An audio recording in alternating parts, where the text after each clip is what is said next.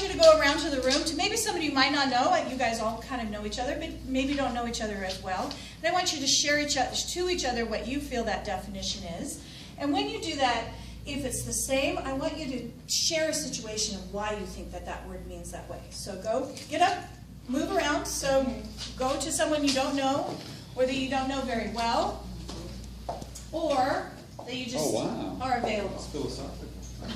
And share that loser word definition with them. Oh. If it's the same, discuss Okay, I why had you three. think it's that way. It's different. Chicago Cubs.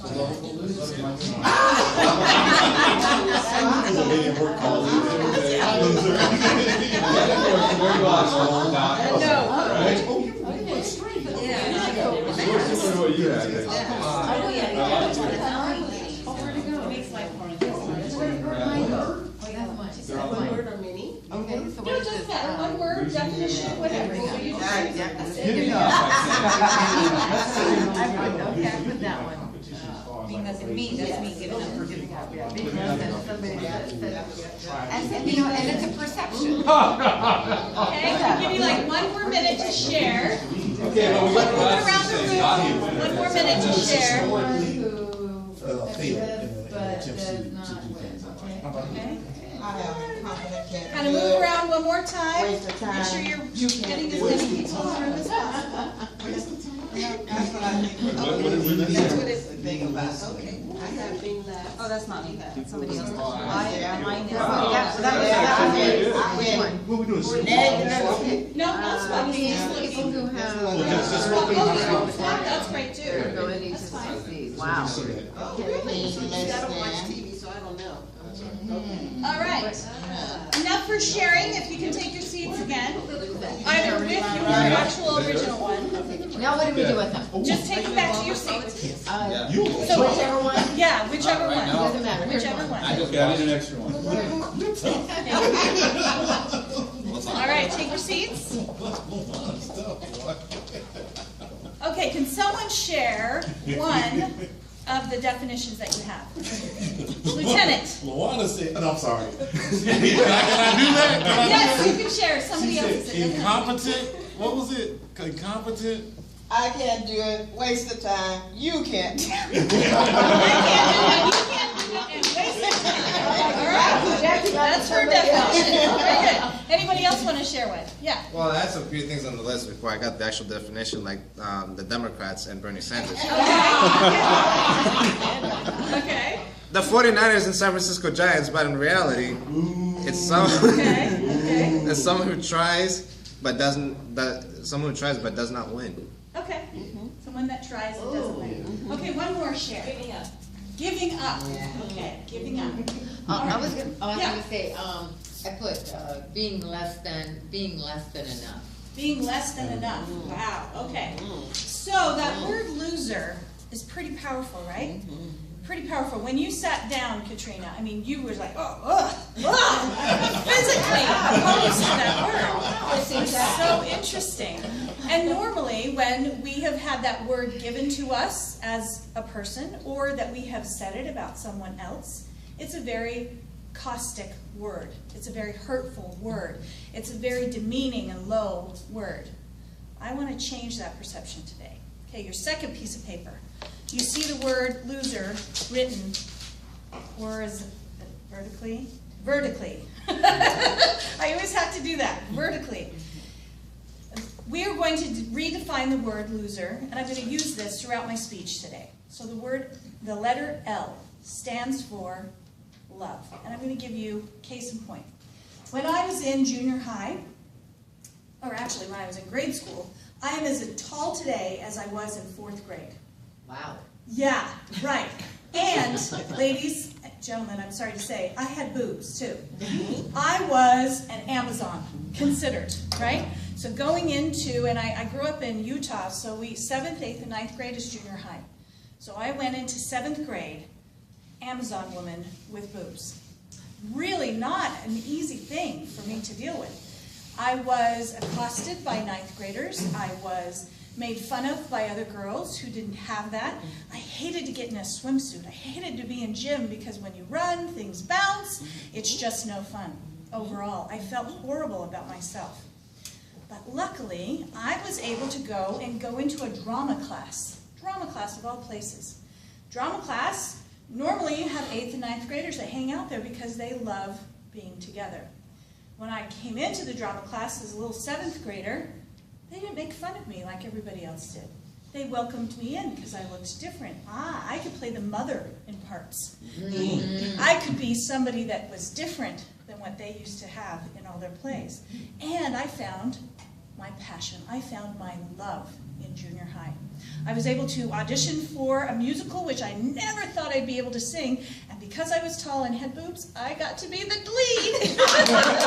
I was the nanny in Velveteen Rabbit, and I got this big old song that I got to sing, Wow. and I was absolutely terrified, but that is when my love and my passion happened.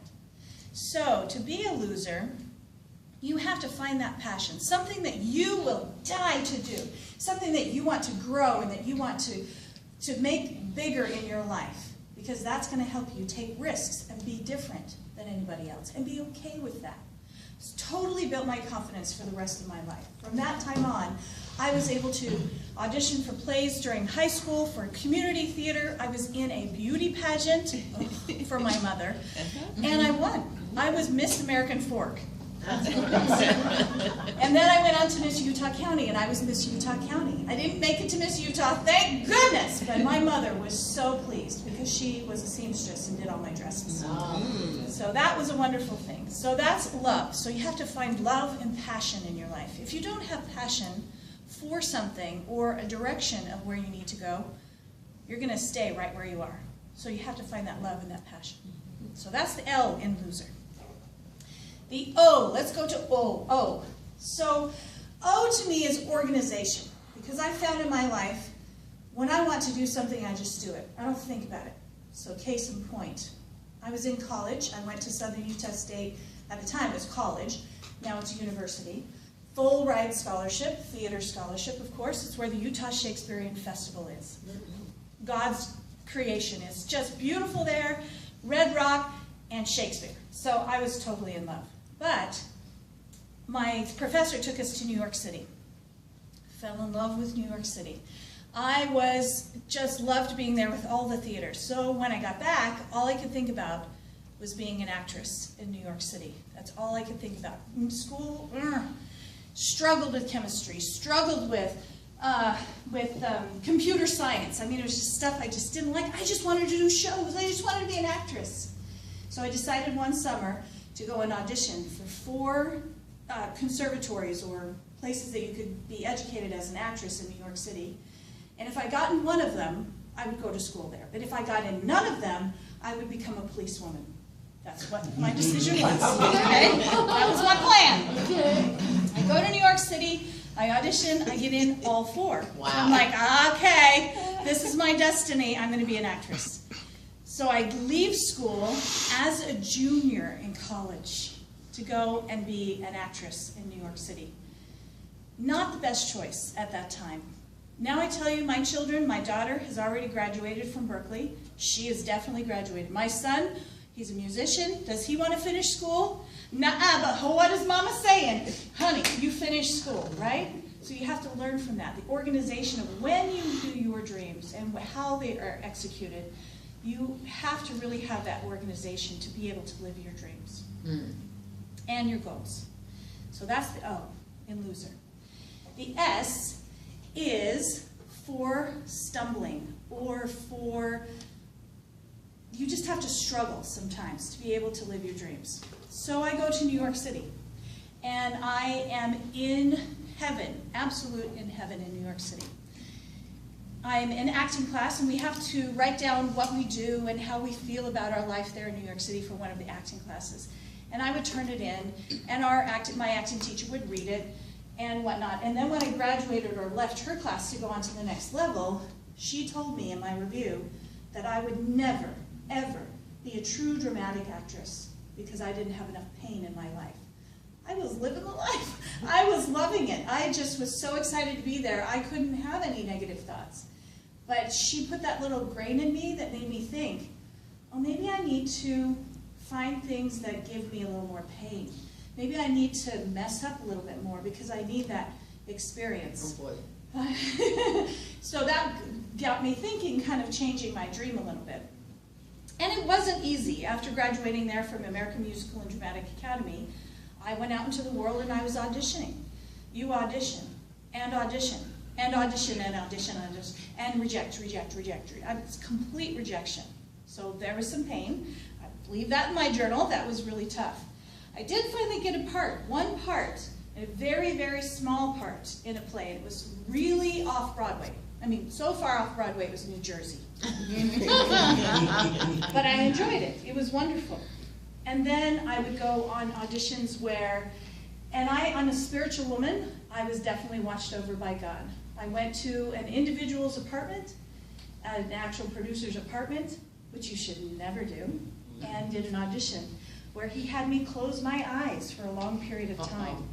And I just kept praying to be safe. And I was safe. I was able to leave there without anything happening. And I do believe that I was watched over by God. But I learned definitely not what to do, right? And then other things were happening too. It was really hard there. But one of the biggest things that happened to me was I was walking up Central Park West, and all of a sudden I see this flash of something past my eyes, my peripheral vision, and I turned and I watched as a woman's body hit the cement. Oh my God. On the cement. And the sound, the time stopped. Everything went slow, for a very short period of time, as I'm standing there looking at this and what was left over, and realizing what I had just seen. I had saw a woman commit suicide from jumping from the building above. And couldn't breathe, you know, all of a sudden things started moving again, but you just don't know what to do with yourself. And I was across the street, so I wasn't anywhere near it. As I watched the activities happen and that finish off, I left, and I looked in the newspaper the next day, because I really wanted to find out who was this person. And I looked and I saw definitely it was a woman who had was in the theater vein as far as within the chorus girls, and she was aging out of the system. And what was she going to do? She didn't know what to do with herself. That got me thinking, you know what? I don't want to be an actress anymore. I don't want to. Plus, I had fallen in love. That's always does it for you too. And I fell in love with a man from Afghanistan, believe it or not. Totally different from where I had ever been. So I decided to go with him. Well, divorce, 9 years later, 2 kids later, I learned from that experience as well. So that's my stumbling, right? And then we also have the letter E, which is to engage. So when you are engaged in your life, when you actually take those risks and those chances, and you really live your life and not just sit back and wait for everything to happen for you, but when you actually engage in life, it hurts, but it teaches you who you are and how you can grow. And then the letter R, review. Review what you have done. So even though I wasn't successful with being an actress, I wasn't successful with marriage, I wasn't successful, or what you would call a winner, in all of the things that I have tried. There's many other things that I can tell you about. I have learned every single time more and more about myself. And I never honestly shared it until this speech. I have never, because I felt so tightly that I was a loser. Why would anyone want to hear anything from me? I'm not successful. I don't have the theater that I started. I don't have any of that. I'm a loser. But then I came across this quote. We all have hopes and dreams, but the true knowledge of the strength of our strengths and weaknesses is through the falter in pursuing them. That's how we get to our dreams. We have to falter to be able to learn who we are and how strong we can be and what we can do. And we have to tell people about it. We have to share it. Even though it's painful to us initially, now I look at it and I'm like, wow, people are telling me this is inspiring them. It totally blew my mind that that would happen.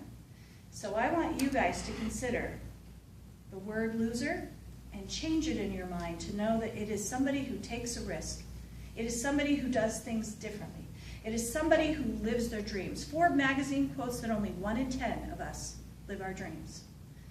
It is, to be a loser is somebody who has lived life and has tried to do their very best with their life. So I challenge you to that and to live the loser life like I did. All right.